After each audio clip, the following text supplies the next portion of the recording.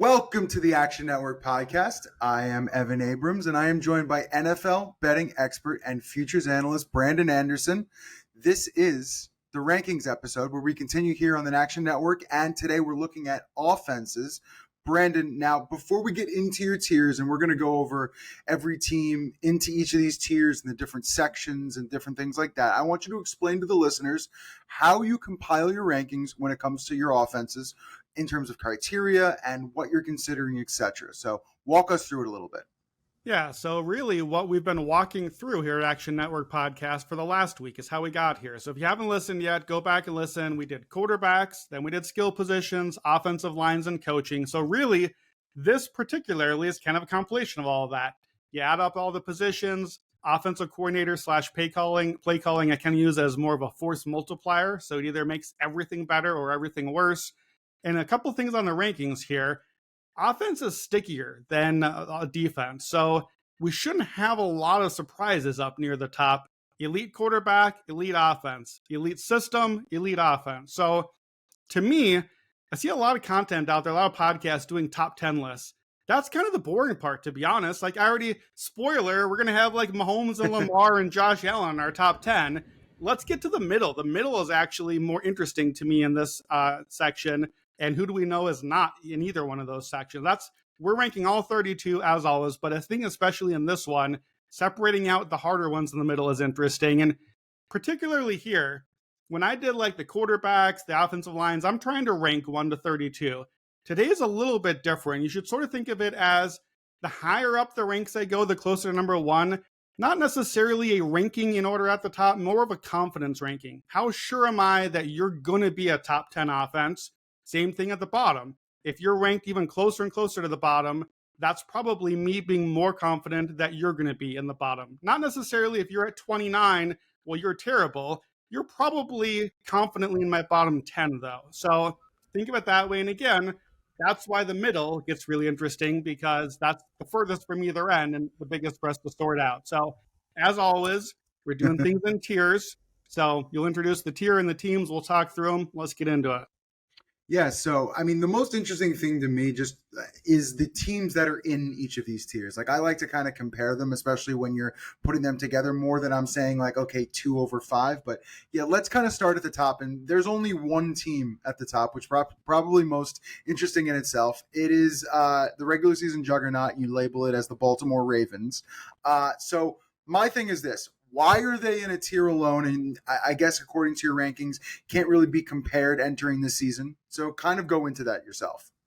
Yeah, so I think because they were in a tier all their own last year, they were number 1 running, they were number 1 passing. And for most of when I say numbers and rankings today, assume DVOA unless I say otherwise. So trying to kind of separate out some of the schedule and context stuff. They lapped the field, especially passing. This has always been an elite run offense, usually top 3 DVOA with Lamar out there. He's establishing that, like, that's not even a floor. You're living in the top 3, and they're usually relatively run heavy. But now under Todd Monken, that's been the secret sauce. Now they're just ripping teams apart passing wise. It's Lamar, it's Monken, it's obviously Derrick Henry, the tight ends. Now we have some receivers in the mix. This is the one team when we did our rankings last week. They're top 7 at everything. Quarterbacks, skill positions, offensive lines, coaching, the whole mix. So they lap the field. When I kind of try to figure out how do I rank these, a thing I try to do is imagine, okay, not like worst case scenario. Worst case scenario is everybody just gets hurt. That's football. But what if they have a bad season? What if Monken drops off, gets found out a little bit? What if Lamar has a down year? So I actually went through and I downgraded the Ravens at quarterback, receiver, tight end, offensive line, and coordinator. Like, what's the bad scenario for all of those? And when I did that, they're still number 1 in my rankings after all my downgrades. So my projected range of outcomes for them, it's the least range of any team. It's 1st to 3rd. That's how far the Ravens are right now ahead of the field in the regular season. That's how good that they are. I guess my only question for you before I go into a stat, which I'll do in each of these sections to kind of wrap it up. They were 13th last year. I need you to do a few sentences on that.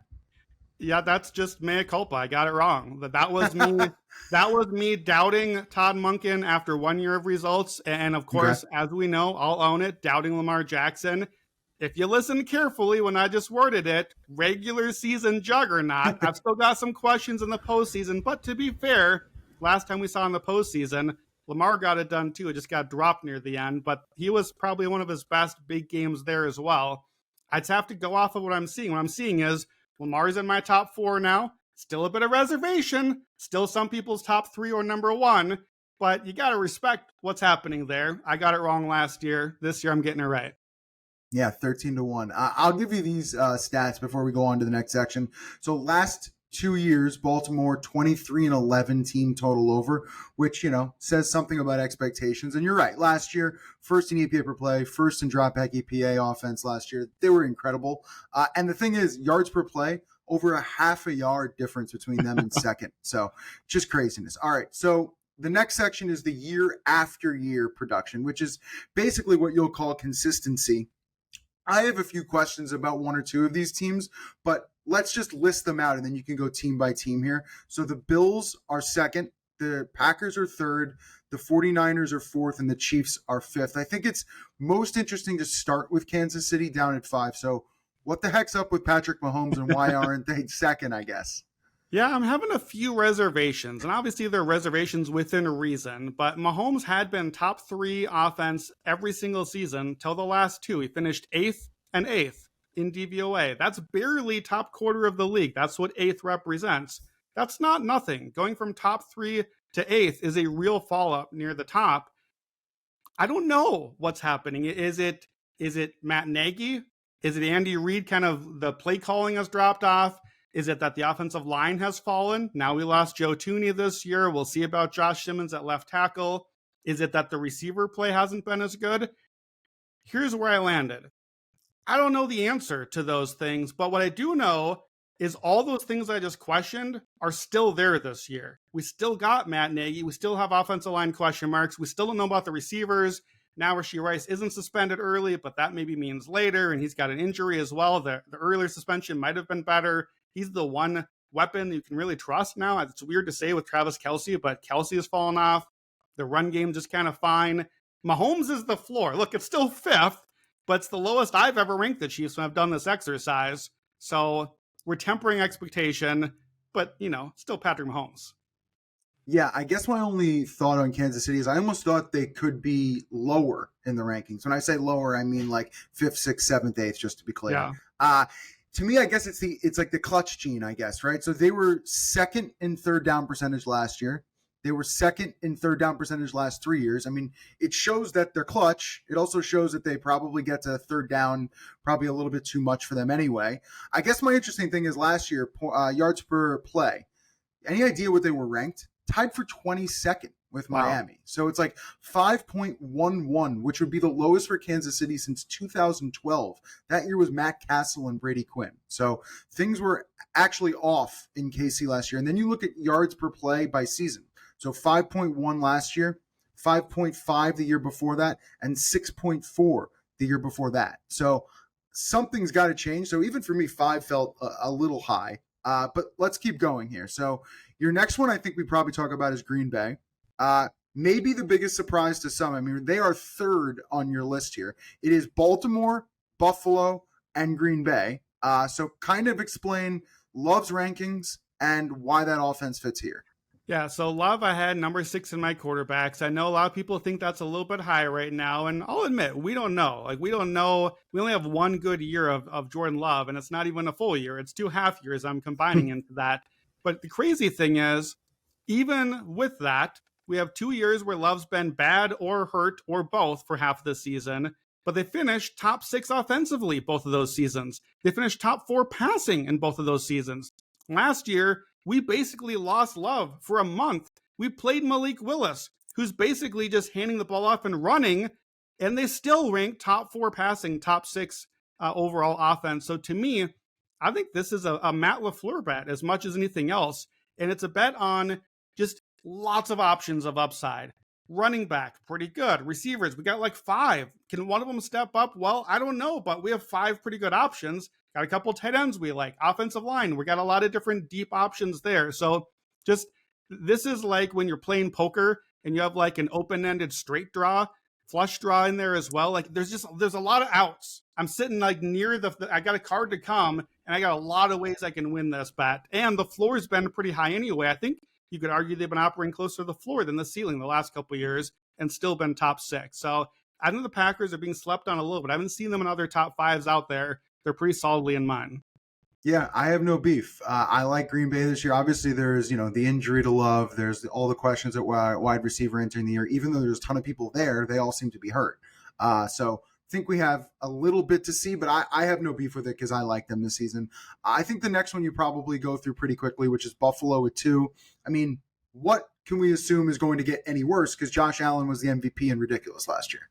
Yeah, not much to say here, honestly. This is just Josh Allen. Top 3 offense each of the last 3 years by DVOA, as long as Josh is mostly healthy. And it should be noted that the new offense under Joe Brady has kept him a little more protected, has cut his mistakes with the power run game. That's why he's MVP now, is it's a little better system, a safer system for him. And Lamar Jackson, by the way, as well, the way they're protecting him in Baltimore. So they're pretty safe number 2, just not really in contention for number 1. Yeah, number 2, great offense, great quarterback, got Cook back. No real one wide receiver ever for this team, but it actually just doesn't seem to matter. I think the most interesting one is the next one. So 49ers are sitting at number 4. It feels like when everyone healthy, they're a great team. When everyone not healthy, they fail to meet expectations. And it's almost, every single year it kind of runs with that. So what do you look at San Francisco now with all the injury concerns? Yeah, honestly, looking back at last year, I know the Niners win only 6 games. It feels like this terribly disappointing year. And given the expectations going in, it has to feel disappointing. But they finished 9th in offensive DVOA. I honestly feel like this might be Kyle Shanahan's finest work ever. Like, I'm not even exaggerating. They have injuries to every key player in offense. Trent Williams, as important as he is, misses a chunk of games. Both receivers, Debo and Ayuk, miss some games. McCaffrey is basically out for the season. Purdy misses a couple games. And you're still a top 10 offense after all that, which, by the way, supposedly Purdy and the line aren't good in the first place. And now they're downgrading even further. And now they're still finishing top 10. They got really unlucky in some of the outcomes. They were more like a 500 team last year. The defense was really bad. But for an offense to have that high of a floor, to get the year from hell and already not have some of these elite pieces. Look at the quarterbacks in this group of 5 teams, and Brock Purdy is the guy in that mix. That's Kyle Shanahan, is a floor beyond floors.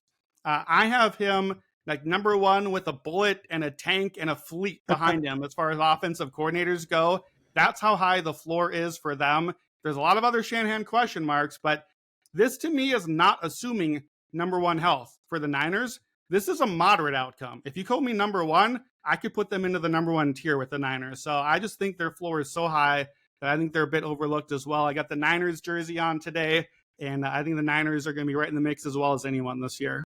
Yeah, easy schedule. We've been over it in like all these different podcasts, kind of the things going in their favor. It's just interesting because they have some things not going in their favor. So there's a little bit of a balance there depending on the take you want to make on the team. I'll just leave one stat out there I thought was kind of interesting. I think you're living in the past a tiny bit with this offense just because of what you believe with Shanahan. But last 3 years, which team has the fewest third down attempts at all? It's San Francisco at 587. The rest has 610 plus. And even last year, with their whole situation, they were 4th fewest. So they're not even really getting to third down a lot. It says a lot about Purdy, says a lot about Shanahan. I think it kind of helps the efficiency. So I'll let it slide. I just don't love them overall. All right, next tier here. You're going to label this tier, what the hell is a bear doing in Arlington, Texas? It's 6 through 9. So let's just list the teams and we'll go from there. It is 6 with Philly, 7 Minnesota, 8 Chicago, and 9 Cincinnati. So I think we have to probably start with the Bears. I think the most interesting thing, though, is the fact that you have the Bears and Bengals at the same tier. To me, that is exactly what stuck out more than anything is the differences between the two teams. But I'll go into a few things in a second, but start with the Bears. Give me what you got. Yeah, we got to start with the Bears. I tweeted this out, but here's been the Bears' offensive ranking out of 32 teams going backwards. So last year, 22nd. The year before, 22, 25, 26, 25, 25. That's 6 straight years, over half a decade of basically fringe bottom 10. And here we go with my savior, Ben Johnson, shows up in Chicago, and I'm vaulting them immediately into the top 8 here. That seems like a crazy jump, but if you look at with Ben Johnson in Detroit, they jumped his first year offensive coordinator from bottom 5 passing to top 6 each year since then, virtually overnight. They jumped from bottom 10 running to top 5 over the years. They got slowly better in running. He got better production out of Amon-Ra, out of Laporta, certainly out of Jared Goff. So that offense jumped from 29th to 5th the next season. And I know it's like, okay, how do we look by? Well, they already had Amon-Ra was a great receiver, and they already had so much blocking on the line, and Jared Goff was a former number 1. Well, guess what? Caleb Williams is a former number 1, not as former as Jared Goff was. I do have a little bit of uncertainty there with, I think Goff was readier for where Ben Johnson could take him, but I think Caleb Williams has a higher ceiling. The offensive line, we talked about how big of a leap forward there with the whole interior redone with Joe Thuney and the other guys they brought in. I don't love the running backs here, but maybe Ben Johnson can at least get them towards average like he did with Detroit first year. I like the receiving options. You got DJ Moore, Roma Dunze, Colston Loveland, the rookie. I'm in. I'm not seeing the Bears talked about as a top 10 offense. To me, this is a vote on continuity. I'm keeping Ben Johnson in my top 10 because I had Ben Johnson as good as any offensive play caller last year. So no Lions yet. We'll get there pretty soon. But I'm keeping Ben Johnson, just not the Lions. He's the reason that they're ranked this high. The ultimate on paper team is Ben Johnson, Caleb Williams, and these receivers because it looks fantastic. And the thought process behind it looks great. I'll give you these stats because I kind of teased it a second ago. But basically, when you look at Cincinnati and Chicago, EPA per play, 7th and 26th. Success rate, 6th and 30th. Yards per play, 9th and 32nd. That was Cincinnati on the left and Chicago on the right last season. So this is a very, very odd thing to see them together. But you're right. On paper, it looks great. I'll say this. So last 2 years on the road, Chicago 5-12 to their team total over. That's basically been the issue, is they haven't been able to find points on the road. Now, last year, the bigger issue was sacks. So Caleb, when he was sacked 4+ times, happened 7 times. Chicago went 0-7. Averaging 11 points per game, 77 points in 7 games. That is a huge issue, and I think we saw it, in the preseason and things like that. It's just in practices, he's still getting sacked. It still doesn't look great. So you had the Bears 13th last year, you have them 8th this year. I think it's time for Caleb to show something. So I get it, but let's keep going here. So the next one on your list is the Vikings. I think the most interesting thing with Minnesota was they were 23rd in your rankings last year. Now they're 7th. Now, Sam Darnold to J.J. McCarthy, very different. And I don't think I think their win total was like 6 or 6.5 last year. No one saw that coming. So what do you make of Minnesota? Yeah, look, I'm a Vikings fan, so this is going to come off as homerism to put them this high in their rankings. But I am, as always, a Minnesota nihilist. So I'm actually going to talk myself past some of my natural skepticism. I had them ranked 23rd last year, obviously missed out. But if you look at the DVOA ranking, Minnesota finished 20th last year. They finished 15th last year. They were 23rd and 20th the 2 years before that. So we talk about KOC is this elite play caller as good as anyone, but the numbers aren't telling you that. The numbers are saying, okay, Minnesota's offense is barely average or below average by the results so far. So what's happening? Well, some of it is he's winning games, but we know that they're all these kind of fluky one score, that sort of thing. So it's hard to separate that. But I think the where I settled on, okay, how do I get from there to here at number 7? I think you can make a good argument that Minnesota has played at its floor for the last couple of years. So I think all we've seen so far is the floor. No quarterbacks, because like Sam Darnold, not only is he Sam Darnold, that was the backup. He's not supposed to be starting last year. That's supposed to be J.J. McCarthy. I'm excited to see what McCarthy can bring, a bit of a run threat, some mobility that the Vikings have not had, certainly under KOC. And then a big leap forward in offensive line, a lot of offensive line injuries the last couple of years as well. So no blocking, no quarterback is going to bring your offensive metrics down pretty far. I think if 15-20 is the floor, and now you upgrade the line and hopefully upgrade a quarterback with McCarthy and a chance to kind of learn throughout the year, maybe you sneak into the top 10. So I struggled with the numbers, to be honest. Frankly, all four of the teams by the numbers don't quite belong in this top 10 metrics. But Minnesota, I think if they're playing at the floor, can we get more of a ceiling? Can we finally stay a little healthier this year? If you don't mind me asking, what was your ranking for McCarthy in quarterbacks? Pretty low. I mean, for conservative, I would say. I think I have them something like 24th, somewhere around like, bottom quarter of the league, right on the front there. Kind of interesting that they're this high on the offensive ranking, and there's still, it's intriguing to me. And without the homerism, we're just going to take it and move on here. Eagles and Bengals are kind of mashed together. Eagles are 6th, Bengals are 9th in your rankings, but just give me a 1 over on both.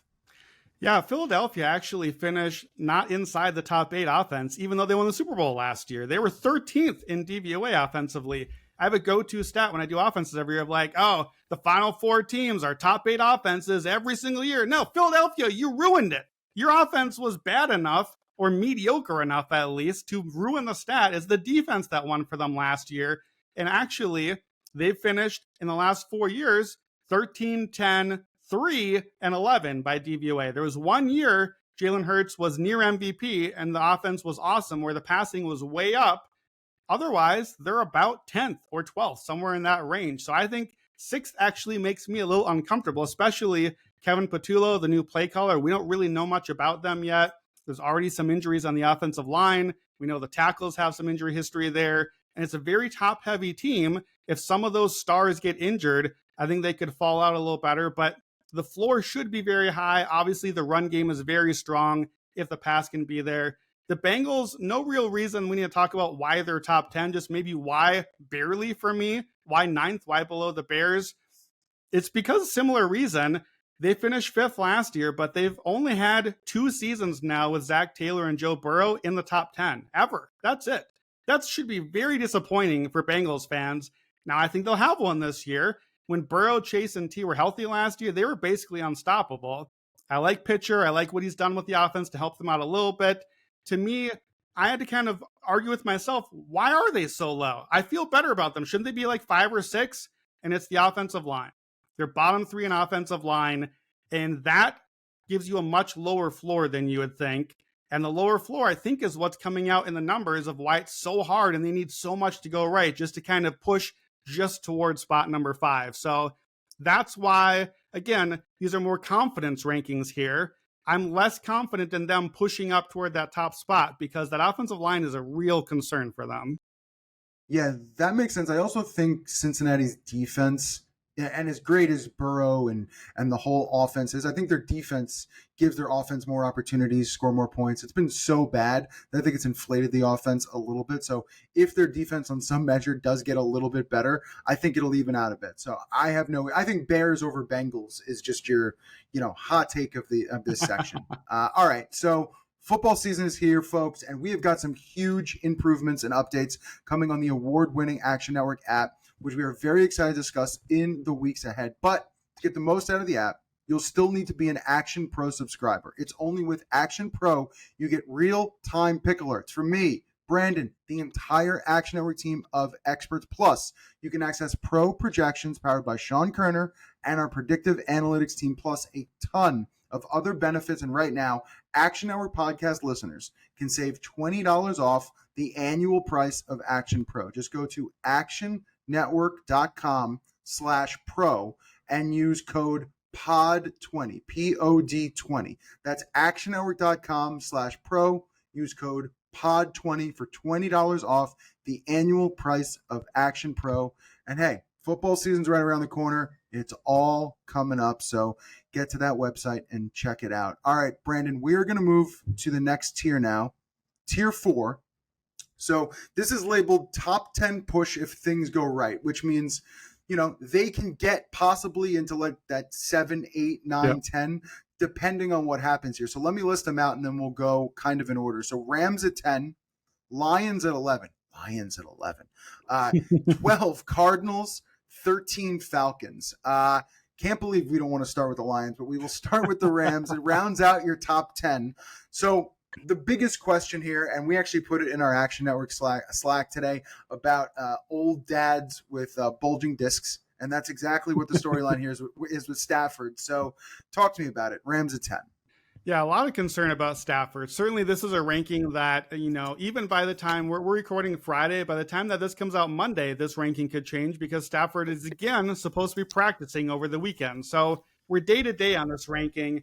And I've got even more concerns because it's not just the Stafford health. Stafford's been a lot more inconsistent than I think people give credit for. He was only 14th in my quarterback rankings because I'm concerned about both of those. And it's not just Stafford. His injury, I think, is overlooking Alaric Jackson, their left tackle, who's really important to them.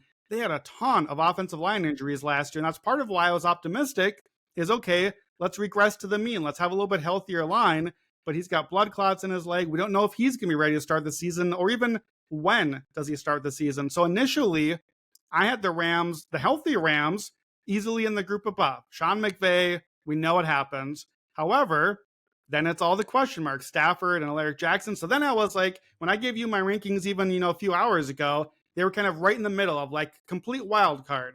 Where I settled is somewhere in the middle because we don't love Jimmy Garoppolo, but Jimmy Garoppolo in Sean McVay's system, we've seen Jimmy perform in a system. I think having the backup quarterback that can at least be quality in a Sean McVay offense, assuming the offensive line doesn't completely crater, which Jimmy's going to make the line look a little worse, but it gives them a safe floor enough to still have me put them around 10th. But I think that 10th becomes a composite where, like, for 6 weeks of the year, they're a top 5 offense and everyone's real excited. But then we get other times where Stafford's hurt or out or Alaric Jackson hasn't played yet. And I think they maybe start the season slow and we'll see how they recover from there. It's become a theme with the Rams. Yeah, I mean, looking at it from a if Garoppolo would play perspective, I mean, he's one of the better backups in the league. So you'd probably raise the basement because of that, plus McVay and Devontae Adams. And you still have targets there with Puka. Like, the offense is going to be what the offense is. And for Garoppolo, it's going to be decent. I would say they probably would still be outside some of the really bad teams at the bottom of this list, which says something at the moment when we really have no idea what to do with Stafford. So I can't really have much feedback here because I think it's absolutely a huge question mark. But because it's such a huge question mark, I think it's still a storyline that they're above the Lions because the Lions are 11th, the Rams are 10th. It's a crazy, and I kind of agree with it, but the Lions were 3rd in your rankings last year, now 11th this year. So kind of talk about no Ben Johnson, what that offense might look like. What's your thought process? Yeah, I mean, obviously, if you've been listening to these rankings podcasts by now, you know how heavily I'm betting in on Ben Johnson. So what's good for the Bears has to be bad for the Lions. But let me talk about another name here now. We've mentioned it before in the offensive lines. They did not just lose Ben Johnson. They also lost Frank Ragnow, which I think is a huge loss for this team. The star center retired in the offseason from Nate Tice since 2012, excluding garbage time. With Ragnow on the field, number 3 in success rate for this Lions offense. With him off the field, they dropped to bottom 10 in success rate. Okay, so what does that mean? What's that tell me about Ben Johnson, by the way? Because should I be worried about Ben Johnson when you don't have your star center, which we don't have Frank Ragnow in Chicago either? Should I be concerned that, okay, maybe there's some magic missing there? Has it been the whole package? Well, I think with Detroit, I'm going somewhere along in the middle of that where I have to assume right now until we see otherwise that I'm going to get a worse version of Jared Goff than what we've seen. We've seen him great with McVay and Ben Johnson. We've seen him pretty mediocre, and that's kind without those two. I think Ben Johnson's been a big help for Sam Laporta. I think Ben Johnson has elevated the offensive line play. Okay, so now you lost Ragnow and you lost the guy calling plays to elevate the line. So the tide is dropping on everything. It's a lower floor everywhere for me. Now look, if I'm being honest, putting the Lions 11th instead of 10th, maybe just so I could not have them top 10 and have a nice spicy take for you. Sure, they're in a tier for a reason, but importantly, they're not really in my feel of top 10 teams. And importantly too, they're the last team in the division that we got to here. And I think that should tell us a lot about at least some real cautions for what's supposed to be a top 5 Super Bowl team. Yeah, and their volatility has been crazy. So they have the highest average over-under for any team both last year and last 3 years. Last year, their over-under in their games were almost 51. Last 3 years, it's 49. And then when you look at yards per play, offense last year was third, and their defense and yards per play was 27th. So I think it's also just getting opportunities on the offensive side. I agree, there's regression there, but I would be it's an interesting. I wish that there was a market where I can kind of look at a statistic and say to myself, I think the Lions are going to finish offensively outside the top 10. You'd be getting some decent plus money Sure. on a few different categories. All right, let's keep going here. So rest are all NFC teams in this tier. A bit surprising, you've got the Birds at the top with the Cardinals and Falcons. I mean, I think we've seen more from Arizona's offense to just understand a little bit what Kyler Murray is going to give us, even if we think Harrison's going to go to the next level.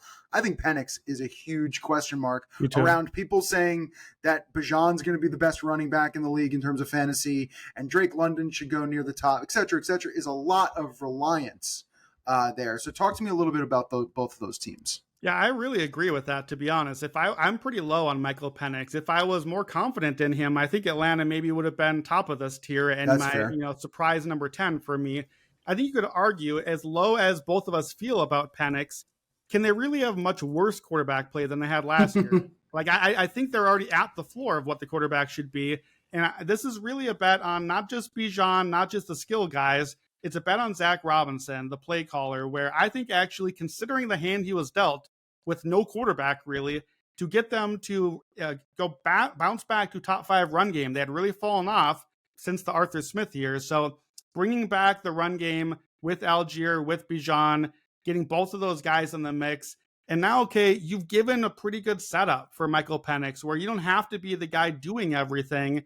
Can we lean on the run and the offensive line? Can you make some pretty throws down the sideline, even if some of the in-between stuff doesn't go so well? Like I could see a world where Penix has pretty low success rate, down by down, but pretty good EPA because we're hitting some long plays down the field.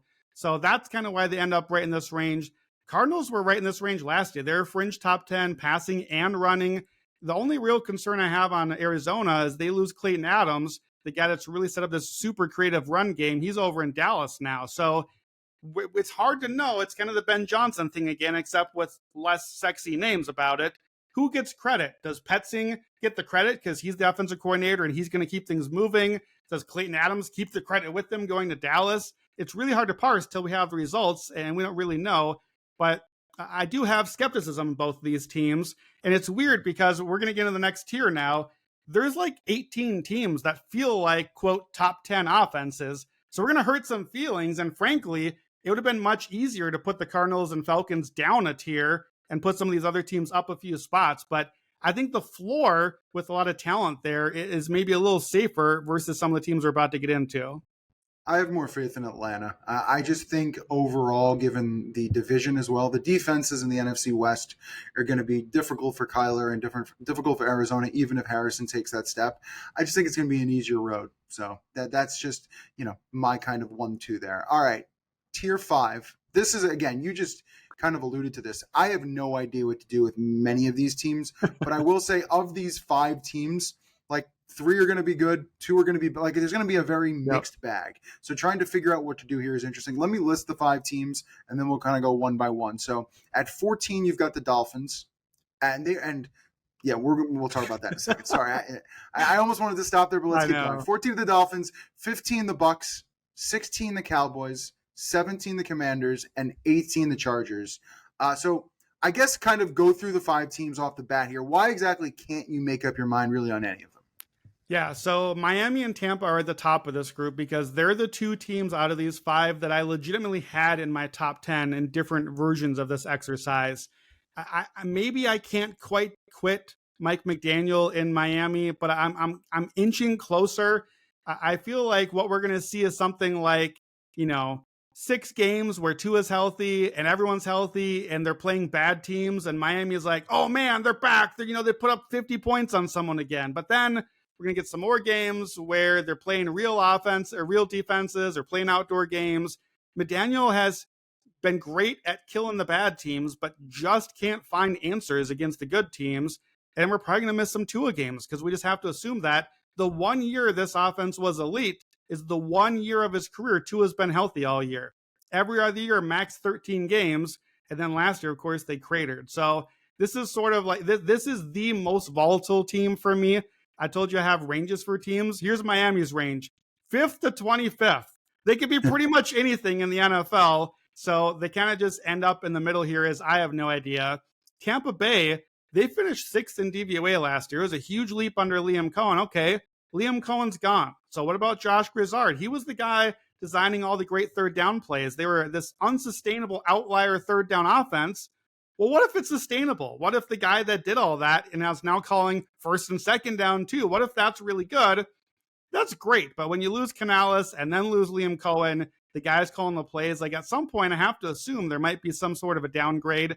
And I do worry if that happens, does Baker play a little worse? Does the line play a little worse? Does it all package together?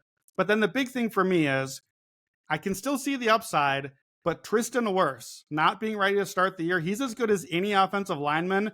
And his injury, I cannot buy this offense or anything about the Buccaneers while he is out. And I don't have a good sense and can't figure out when he's going to play again. So while he's out, they might be like outside the top 20 offenses. When he's healthy, I can make a very good case that they should be in my top 10 in that like 6 to 9 range is where they would have been if Wirfs was healthy. So this is my compromise, kind of sticking those two in the middle. Any thoughts on Miami or Tampa before we get to the other teams? Yeah, so Miami was first in your rankings last year. I feel like we can't bury that lead. And they're now down to 14th. And the thing that's amazing about the Miami offense, really, if you look last 3 years in yards per play, they are still 5th because of how great they were prior to last season. So, I mean, that offense that we saw score the 70 and do all the crazy stuff really needs to show its head week 1 in Indy, indoors, like against a defense that really isn't incredible. Because I think if they aren't able to do their job in that game, I think it's something for what's to come. In terms of Tampa Bay, this is difficult because I think you're really, really smart with the Wirfs take because he is such a lock on that offensive line and does such a great job really helping out everything that Baker's been able to do in Tampa Bay. But last year, really just 5th in EPA per play and drop back, 4th overall in yards per play. Now, no Godwin, I think we believe the first 4 weeks, and we've been hearing that Ibuka is going to be just fine, rolling, offensive rookie of the year, having value in his odds. Like people are really kind of like helping him up. But I think no Godwin is really just something to note because of how consistent and, moving the chains, catches, like makes Mike Evans' life easier. So I think it's the jury's out there in terms of what that replacement looks like, at least early in the year. But Tampa Bay under Baker, super consistent. Even last 2 seasons, 7th in yards per play. So they really do move the ball. So I think it's interesting, but I have a little bit more faith in Tampa, even with the injuries, than I do Miami. But, throw it in the air. Yeah, I really had Miami in like 6, 7, 8 range. Even I had them for a while, possibly threatening my top 5. Okay. And I'm a little bit going wisdom of the crowds here. I can't find any of the other analysts out there. All the nerds I listen to, everybody like that, nobody's in on Miami. And the vibes out of Miami are pretty bad too. And at some point, I'm going to kind of admit defeat a little bit on like, all right, they're going to have to prove it all over again to me. So they kind of just end up in the middle here. Dallas and Washington right in a row on this tier. And then the Chargers, they're kind of just in this range where should they be 16, 17, 18? No, they shouldn't. There should be 18 teams in the top like 14. So maybe these teams really should be in the 12 to 14 range, but we're stuck because the reality is some of the teams we've talked about so far are just going to get hurt and fall down, and the other teams will just move up the ranks, and that's how it will go. With Dallas, when Dak Prescott's been healthy, they've finished top 10 offense 5 of 6 years. The problem is he's missed at least 5 games 3 of the last 5 seasons. So I don't know if I'm getting him healthy. The line is not what it once was, not even close anymore. And I don't like Brian Schottenheimer at all. And I definitely don't like him calling plays. I did not mind him scheming some plays, but calling plays is a different animal. And he has never been good at that. However, I do like Clayton Adams, the new offensive coordinator, the run guy from Arizona. And I like Ken Dorsey, who's kind of the pass coordinator there as well. So I don't know. This ultimate can't make up my mind. If you told me Brian Schottenheimer decided I'm out. I'm just going to be the head coach. You guys do the offense. I'd be a lot more excited about this team, but we're not doing that yet. Washington, it's Cliff Kingsbury. What do we do with Cliff Kingsbury, who I've dumped on for years, but who was pretty good last year until later in the season did we kind of hit the cliff as the run game started to get a little less efficient. The offensive line got a little worse. Meanwhile, they invested in the line. They bring in Laramie Tunsil. They bring in Deebo Samuel to catch passes. I think they're a team that's going to surprise people. I have them officially bottom half of the league. They're 17th, so that's just outside the top half. Of course, I love Jane Daniels. We all know all the stats about the fourth downs and the crazy conversions. Just there were so many things that went right for Washington to end up so high last year that there's so much regression coming in a lot of areas. And that combined with a little bit of cliff fear just has me sort of in the middle on them. With the Chargers, I wasn't really ever excited about this offense, but Justin Herbert's my number 5 quarterback. Like all my other guys that are top quarterbacks, top 4 is all in the top 10. Where's Herbert? Well, he's running for his life because Rashawn Slater is out. And now I have to downgrade the offensive line and I have to downgrade the whole system from there, who don't really have a run game yet, despite Roman last year. I'm not a big fan of Greg Roman, but the one thing he's supposed to do calling plays is give you a run game. And they're still below average even with him. They went a little more pass heavy to end the season. So I'm giving you some optimism there. But I don't even know if I can really see a world where this gets to even like a top 10 offense. So it's kind of just stuck in the middle here for me. Dallas, Washington, Chargers. I think you said it right. Then you take these 5 teams and move 2 or 3 of them like 6 spots up the ranks. So I look like an idiot. And then 2 or 3 others like drop down 8 spots and we forget about them and don't talk about them anymore halfway through the season. Yeah, Cowboys offensive line and Chargers losing Slater feels like if Dak doesn't get the ball out quick this year, even though Pickens and Lamb on paper does look really nice, I do think the offensive line might be an issue there. And the Chargers, I mean, Hampton's going to have to make a massive impact even without Slater on the offensive line, or I feel like they're going to be in even bigger trouble. And I think the Chargers could finish outside the top 20. All right. Let's keep rolling here. Now, the ultimate 2025 fantasy football draft kit is here. We were talking about Jaden Daniels and Jordan Love and all these different quarterbacks in terms of fantasy, but Sean Kerner and Chris Raybon have all the rankings, all the tiers, the cheat sheets, and more to help you navigate your fantasy football drafts.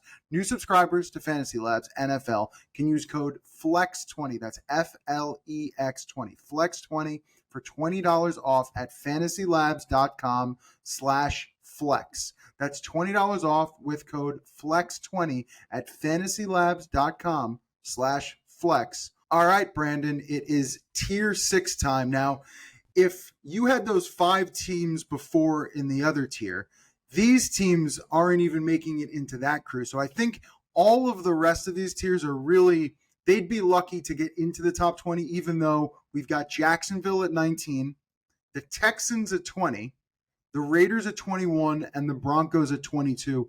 I think the Broncos and Texans, to me, are the most interesting teams, but start with the AFC South, Jaguars, Texans. Why is Jacksonville over Houston here?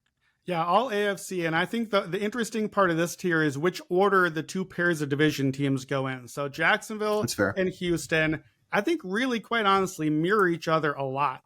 Trevor Lawrence, CJ Stroud. Are we a top 10 quarterback? Are we not quite top 10? We're somewhere in that range. Okay. Offensive line. Nope and nope. We don't have great blocking on either one of these teams. We got some pretty talented receivers. We like the receivers. I could use a running back. Do we have any running backs on the team? So where do I choose between them? I'm going to choose the play caller that I feel better about. And Nick Caley in Houston, I kind of like him. I'm kind of excited, but we haven't seen it yet. And it was really Bobby Slowick last year. I know everyone dumped on him. Everyone was praising him the year before. So it's not like he was absolutely awful last year. There is like a floor that Nick Caley has to replace to start with. I like Liam Cohen a lot. We saw what he did. All those stats you gave for Tampa Bay last year, top 5, top 7, all those things, that's Liam Cohen. So this to me, by one spot, is if I'm going to have to bet between these teams offensively, defensively, I'm taking Houston. No question about it. We'll get to our defense on our next episode. Offensively, give me Cohen over Nick Caley. But I think it's close. I think it's interesting. These are the 2 teams in the South.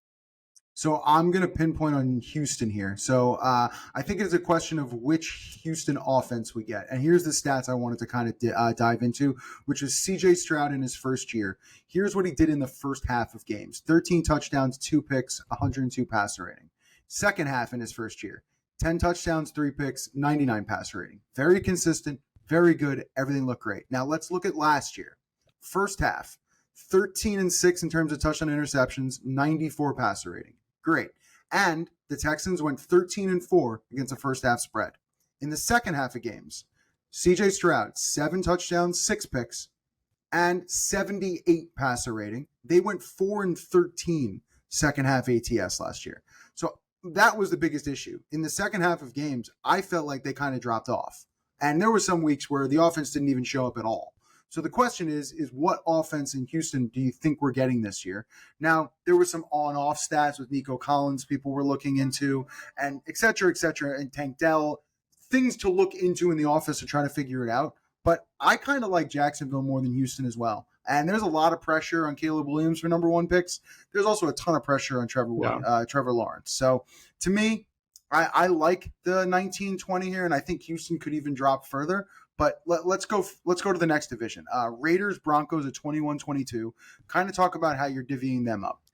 Yeah, I think the Broncos, frankly, are not super interesting to talk about. We kind of expect them maybe 20th in this range. I don't think they have a ton of upside. I do not expect a big leap forward for Bo Nix. I think he leapt to being this kind of floor raiser last year, and I give him some credit for that. Did a little better than I thought.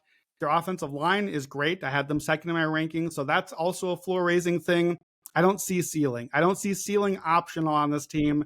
They don't have weapons. They're number 31 in my weapons rankings among the skill players. The Raiders have more room for growth. And granted, they're starting from further behind, but Geno Smith, upgrading to him from what they had at quarterback, I'm very high on Geno. I had him top 10 in my quarterbacks. And I know that that's surprising, but that's a huge improvement from last year. So is, I know they don't matter, but running backs. Zamir White was trash last year. He was so bad, they could not run the ball to save their lives. Now they have Ashton Genty. The really good running backs matter, especially if you give it to Chip Kelly and you have this new run-centric, creative, diverse sort of run game, which we expect him to come in with. This is not a Pete Carroll vote. I'm high on Pete Carroll. I think this is a Chip Kelly vote. And so to me, there's ceiling there with the Raiders that the Broncos just can't tap into because Geno can get to a ceiling with the deep ball, especially in his accuracy, Ashton Genty, and of course, Brock Bowers. And then what can Chip Kelly unlock? And I think Sean Payton, for all the things he's done, has gotten palatable offense out of late career Drew Brees and Bo Nix, who I think are relatively similar players. But the Raiders' ceiling I can get more excited about. And so I think that makes a difference here.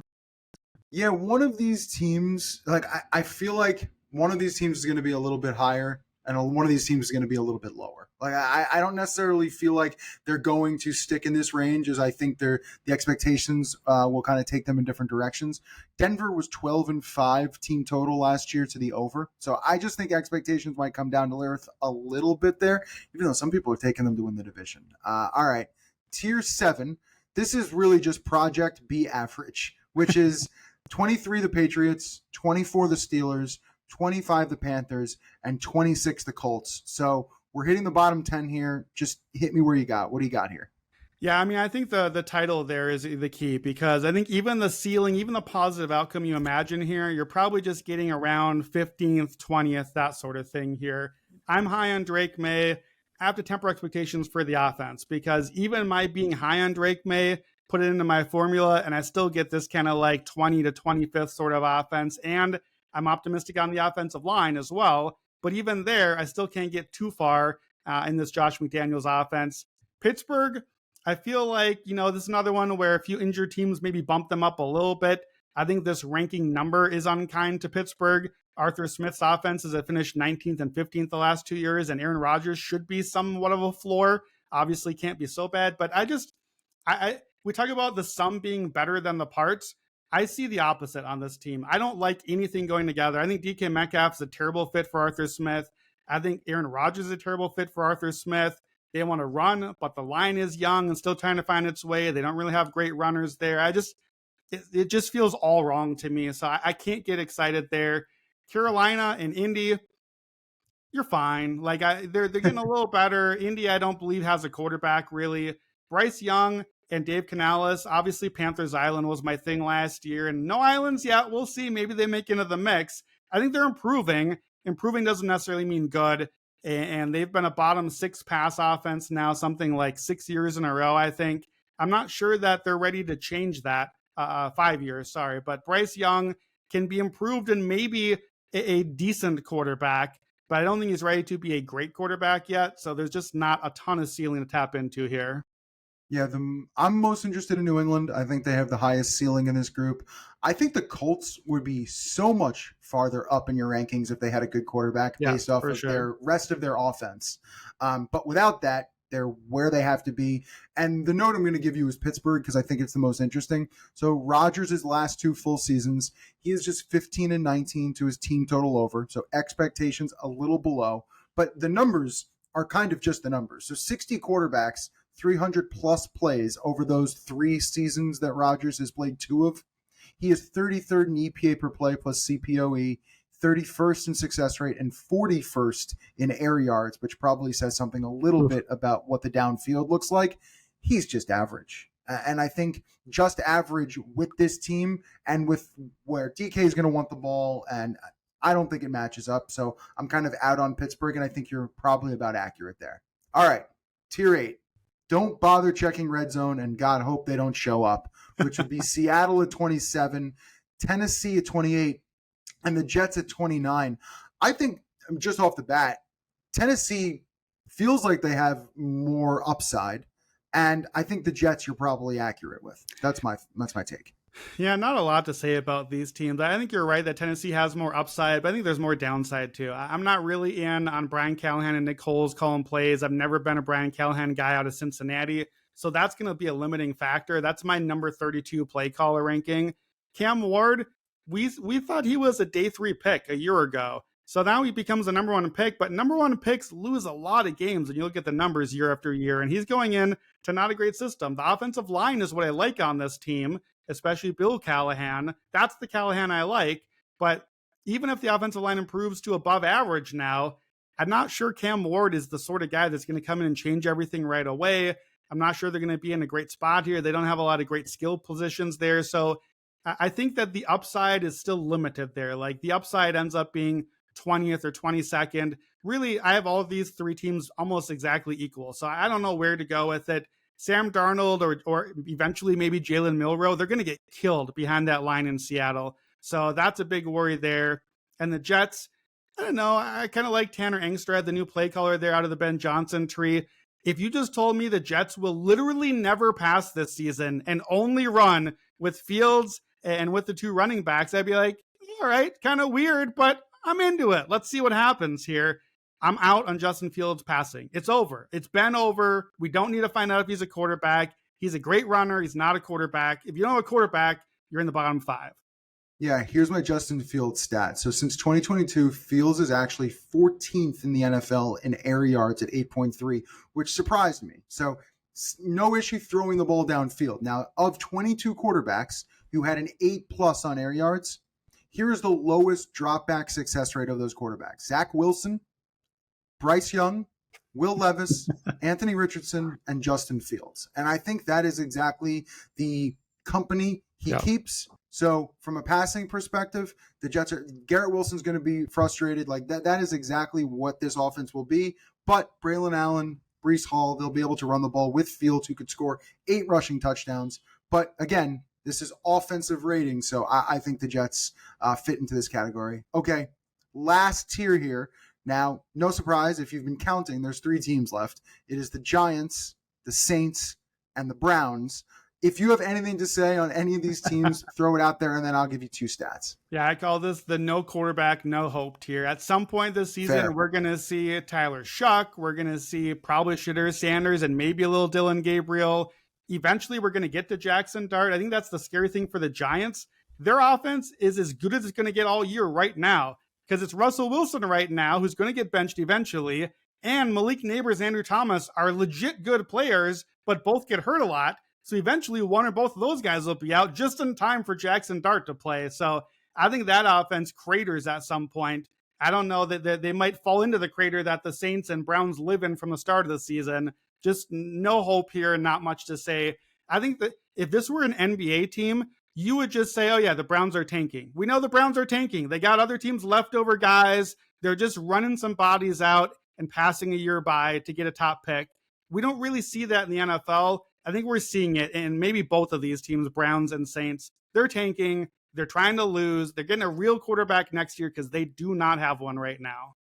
But the difference is that the Browns would be a really entertaining league pass team, and the Saints wouldn't be. That's true. That is the one thing I will say. So my two stats: the Giants. This is just ridiculous and just a fun one. But since 2020, they are 55, 27-2 to the under in their game. So when you talk about bad offense, that's 67% to the under in the regular season since 2020.